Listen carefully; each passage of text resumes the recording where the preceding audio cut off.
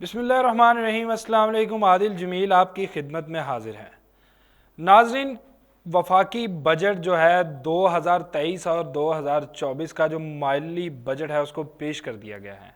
اور آج ہم آپ کو بتائیں گے کہ کیا پاکستان میں سستا ہوا اور کیا ان سے نئے جو ہیں وہ ٹیکسز لگے۔ وفاقی وزیر خزانہ اسحاق ڈار کی جانب سے جو بجٹ پیش کیا گیا آئندہ مالی سال 2023 اور 24 کا، اس کو خسارے کا بجٹ کہا جا رہا ہے۔ بجٹ میں مجموعی حجم 14,460 ارب روپے تھا، تاہم اس میں سے نصف سے زائد جو بجٹ ہے ہمارا وہ قرض کے سود کی ادائیگیوں میں جائے گا، یعنی کہ قرض نہیں، جو ہمیں قرض پر سود دینا ہے وہ جائے گا۔ اور یہاں پر جو بجٹ دستاویز تھے ان کے مطابق جو پاکستان کا خسارہ تھا وہ 7,570 ارب روپے ہے، اور بجٹ میں ٹیکسوں کے خاتمے یا کمی کے نتیجے میں یہاں پر جو سب سے اہم چیز ہے وہ سولر سسٹم کی اشیاء، ہائیبرڈ گاڑیاں، ڈائپرز بچوں کے یوز کے لیے، اور ادویات کا جو خام مال ہے اس سمیت دیگر کئی اشیاء سستی بھی ہو گئی، جبکہ دوسری جانب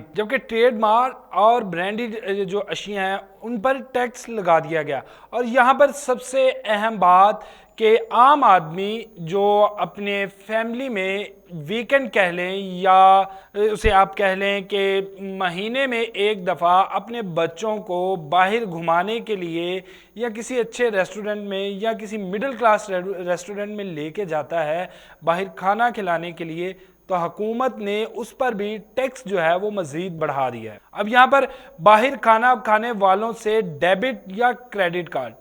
یعنی کہ یہ ڈیبٹ اور کریڈٹ کارڈ ہر کسی کے پاس نہیں ہے، اس کی سہولت یہ عام نہیں ہے، مگر یہ سہولت صرف ان کو دی گئی کہ ڈیبٹ یا کریڈٹ کارڈ سے ادائیگی کرنے پر صرف 5% سیلز ٹیکس لیا جائے گا، جبکہ دیگر افراد جو کہ ڈیبٹ یا کریڈٹ کارڈ سے بل ادا نہیں کرتے بلکہ کیش کی صورت میں بل ادا کرتے ہیں، ان کے لیے یہ شرح جو ہے وہ 15% کر دی گئی ہے۔ اور یہاں پر جو ایک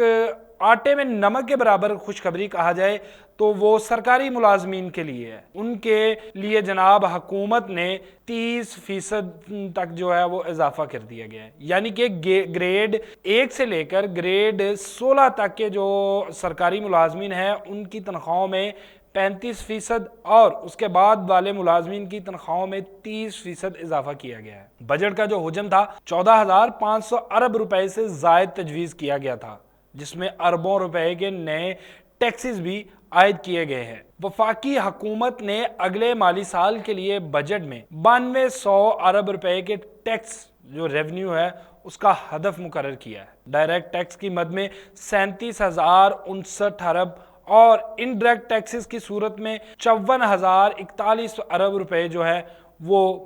ان کا ہدف جو ہے وہ مقرر کیا گیا ہے۔ بجٹ میں آئندہ مالی سال معاشی ترقی کا ہدف 3.5% اور بجٹ میں خسارے کا تخمینہ 6.54% رہا۔ 150 ملین آمدنی والے جو افراد ہیں ان پر بھی نئے ٹیکسز جو ہیں وہ عائد ہو گئے، اور بجٹ میں شیئر ہولڈرز کے لیے سالانہ 15 کروڑ سے کم آمدن پر ٹیکس جو ہے وہ 0 ہوگا۔ یہاں پر یہ ہے کہ جو جتنا زیادہ کمائے گا وہ ٹیکس بھی اتنا زیادہ پے کرے گا۔ یہ ایک انوکھی چیز اس بجٹ کے اندر جو ہے وہ دیکھنے میں آئی ہے کہ جو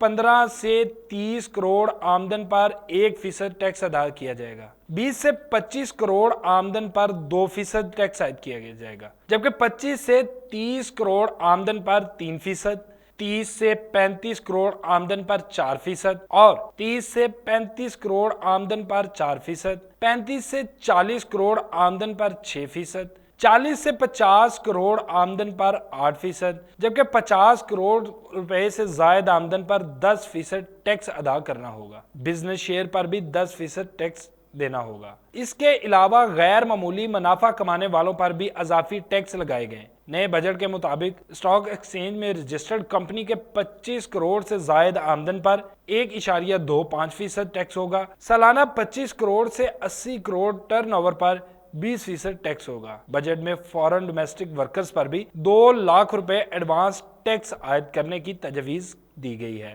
جبکہ بجٹ کے بعد مشروبات اور گاڑیوں کی قیمتوں میں بھی بڑے اضافے کا امکان ہے۔ پیٹرولیم مصنوعات پر لیوی کی شرح بھی مزید بڑھائے جانے کا امکان ہے۔ بجٹ میں 50,000 روپے بینک سے ٹرانزیکشن کرنے پر 0.6% ٹیکس عائد کیا گیا ہے، جس کے مطابق جو ٹیکس ہولڈر ہیں یا ٹیکس پیئر انسان جو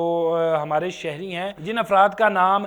ٹیکس پیئر لسٹ میں موجود ہے ان پر یہ ٹیکس نہیں لگایا گیا، اور ایک روز میں 50,000 روپے سے زائد کی ٹرانزیکشن پر بھی ٹیکس دینا ہوگا۔ بجٹ 2023 اور 24 میں ٹریڈ مارک اور برانڈڈ اشیاء فروخت کرنے پر کھانے پینے کی اشیاء پر 5% سیلز ٹیکس عائد کیا گیا ہے۔ بیرون ملک سے ملازم رکھنے والوں کو ورک پرمٹ پر 2 لاکھ ایڈجسٹیبل ایڈوانس ٹیکس دینا ہوگا، لیکن اس سال جو صنعتی شعبہ ہے اس کے لیے جو آسانیاں پیدا کی گئی، کیونکہ ہر بجٹ میں یہ کہا تو جاتا ہے لیکن اس کے بعد ایک منی بجٹ آتا ہے، منی بجٹ کے بعد پھر دوبارہ سے نئے ٹیکسز لگا دیے جاتے ہیں۔ فی الحال اس بجٹ میں صنعتی شعبے کے لیے آئندہ سال جو آئندہ مالی سال ہے اس میں کوئی نیا ٹیکس نہیں لگایا گیا۔ یہ بجٹ جو ہے یہ قومی اسمبلی میں اسحاق ڈار صاحب نے پیش کیا تھا، اور یہاں پر بتاؤں کہ زرعی شعبے کے لیے جو ہے وہ اس دفعہ دل کھولا ہے۔ زراعت کی ترقی کے لیے ہماری گورنمنٹ نے جو ہے وہ آسانیاں پیدا کی ہیں، اور جو زرعی شعبہ ہے ان کو مراد دینے کا ارادہ کیا ہے۔ ابھی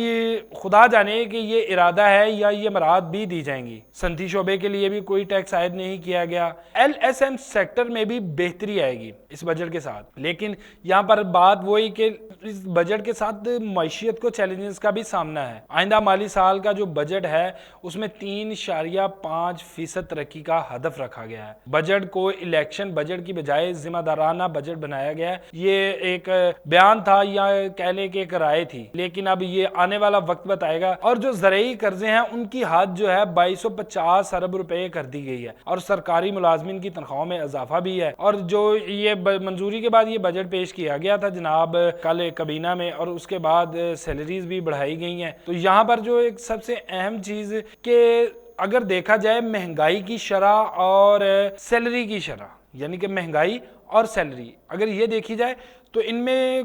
ایک واضح فرق ہے۔ جتنی سیلری انہوں نے سرکاری ملازمین کی بڑھائی ہے اس حساب سے اگر دیکھا جائے تو جو سرکاری ملازمین کو کوئی خاطر خواہ جو ہے وہ فائدہ نہیں ہوا۔ لیکن یہاں پر پاکستان میں اگر دیکھا جائے تو آئی ٹی کے شعبہ میں جو ہے اس میں کافی ترقی دینے کے لیے جو ہے وہاں پر بھی کوئی ڈیوٹی جو سامان ہے اس پر بھی کوئی کسی قسم کی ڈیوٹی نہیں لگائی گئی۔ جو امپورٹڈ اشیاء ہے جس میں دودھ ڈبے والا مکھن اور اس طرح کی چیزیں ہیں جو باہر سے لگژری ہے ان پر ڈیوٹی ہے۔ آپ آئی ٹی کے سامان سے بجٹ میں پیش کیا گیا تو آئی ٹی کے سامان پر بھی کسی قسم کی کوئی ڈیوٹی جو ہے وہ ختم کر دی گئی ہے۔ آئی ٹی سیکٹر میں جو